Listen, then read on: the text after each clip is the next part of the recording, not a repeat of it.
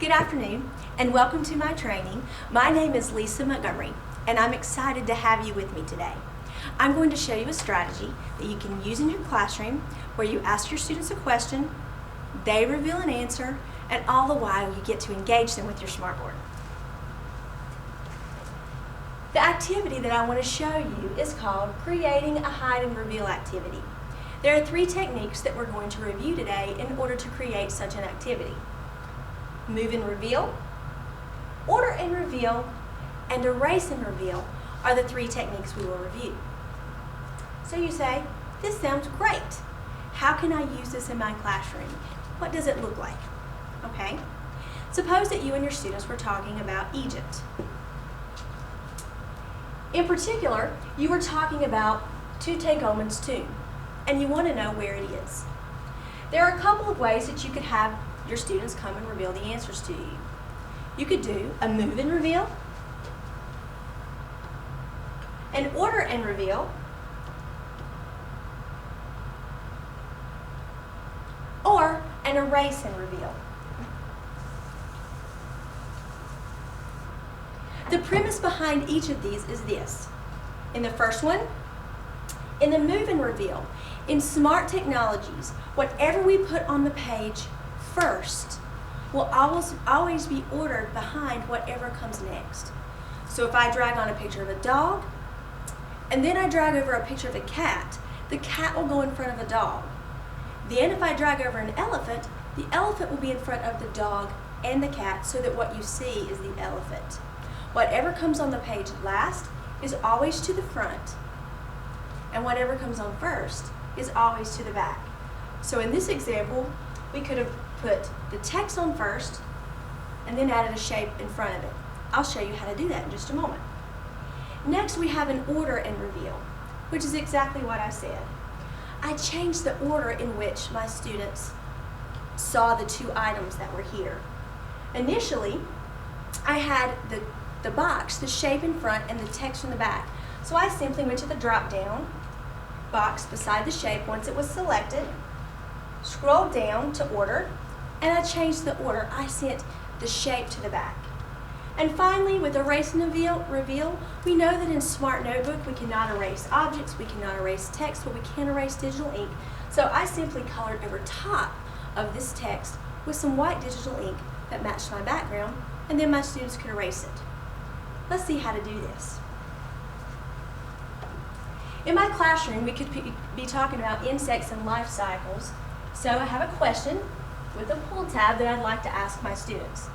For example, what are the 3 stages in the life cycle of an insect that does not undergo metamorphism? And we know that the 3 stages are egg, nymph, and adult. And I have a cycle. I want to put those 3 answers around the cycle and then reveal it to my students. Well, the first thing that I'm going to need on the page is some text.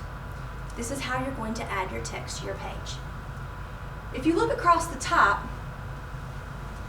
at your adaptive toolbar, to the left, you've got your actions, such as adding a page or saving. Beside the actions, you have your tools, such as paint and shapes. And then to the right of that, once you have a tool selected, you will have a contextual tool panel in which you can change the properties of that tool. I am going to add text to my page, so what I'm going to look for, kind of center way through the page, but it's in the tool panel, you'll see an A that is typed and with a red underline. It is to the right of a crayon, and below a shape, an orange square and a blue circle. I want you to click that. When you do, your contextual panel will open up so that you get some choices to change the properties of that text. I notice that I am going to be typing in Arial, and I'm going to be typing in 28.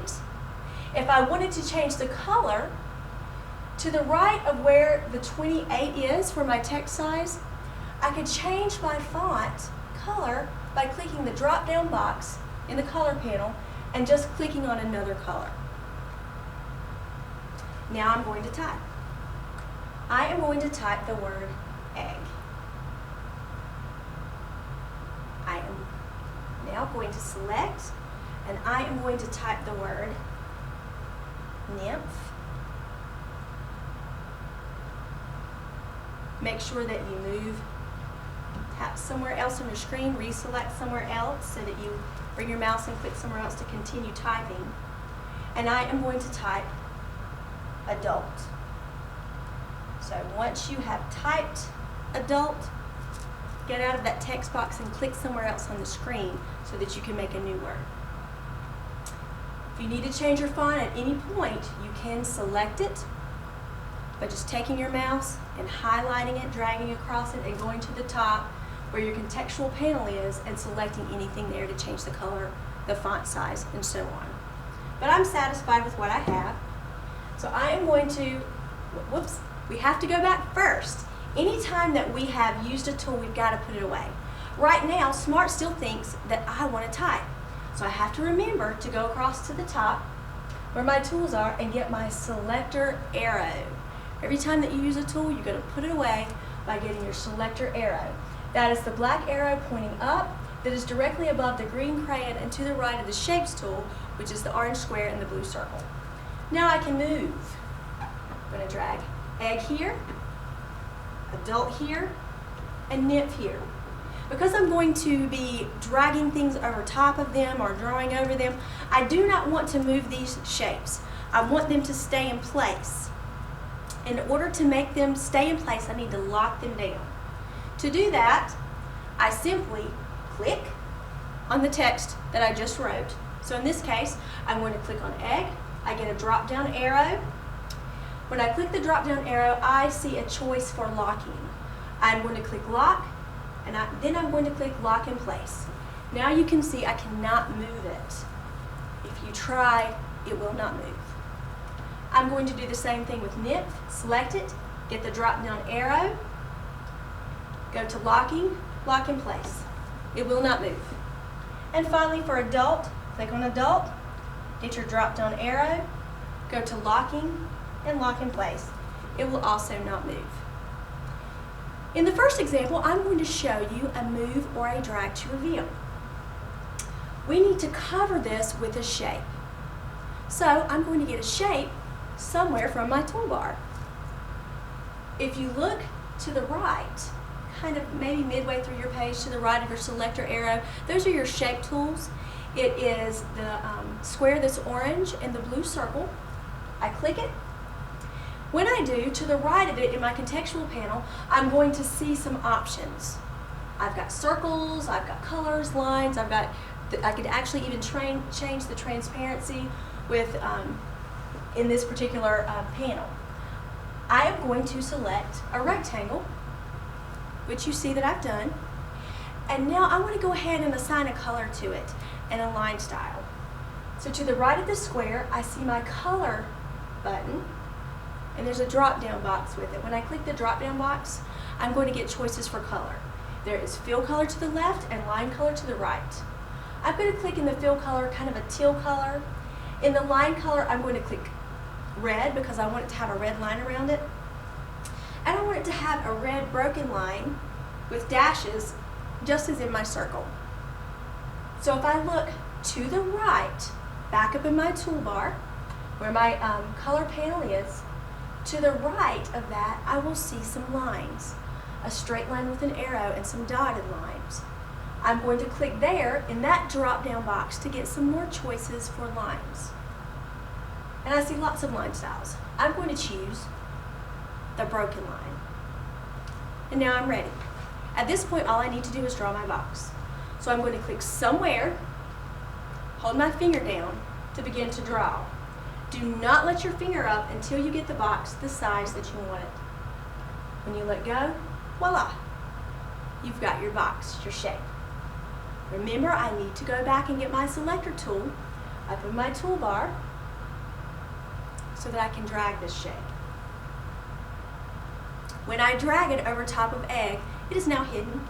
My students can drag and reveal. Finally, I want to show you order and reveal. I need a shape. I've already got a shape, so rather than going back into my tools and making one, I'm going to clone the one that I have because I want both of my shapes to look the same.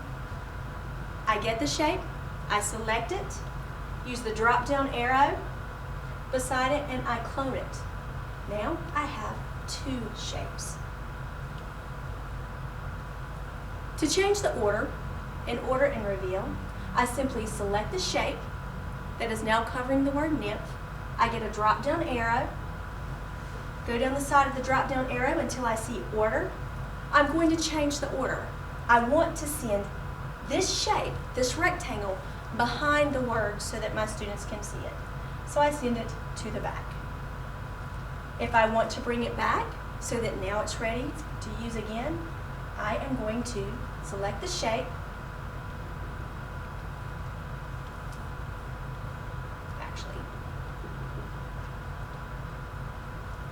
bring it to the side, use the drop down order, bring it to the front.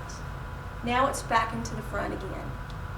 All you'll need to do is select, use your drop down arrow, and change your order in order to change what you see first, okay? Finally, we have Erase and Reveal. I need to cover over top of adult with some digital ink, okay? To do this, I am going to choose a pen. Across the top of my adaptive toolbar, I just pick a pen. I use the pen that's underneath my selector tool. There's a green crayon there, and I'm just going to use a regular pen. I would cover over top of this with white because I know it's white. But let's say that I don't know. I'm not sure what the background is, and I want to make sure that I'm coloring over it with the same color as my background. In that case, I'm going to go to my tabs. Your tabs could be on the left-hand side of your screen, or they could be on the right. And you're looking for the Properties tab. You will see something that looks like a white page with a dog ear, a picture frame, which is your gallery, and a paper clip. The Properties tab is directly underneath the paper clip. When you click on it, you will see an eyedropper about a quarter of the way down the page. We're going to click on the eyedropper, and we're going to suck up a sample of that color, in this case, my background. Now my pen is ready to color. When I color over top of it, it is now being hidden so that my students can erase it. I can also change the width of my line here if I wanted to color a little more quickly. Simply going back to your Properties tab and going down and choosing thickness and making your line thicker. And that's pretty much it in a nutshell. Drag or move and reveal, order and reveal, and erase and reveal. At this point, I'd like you to get in groups, and I want you to discuss amongst yourself how you think you could use this in your classroom. I also want you to be prepared because I'm going to have you create an activity that you can use in your class with one of these reveals, either order, erase, or move to reveal. Thank you so much for your time. I hope this was helpful.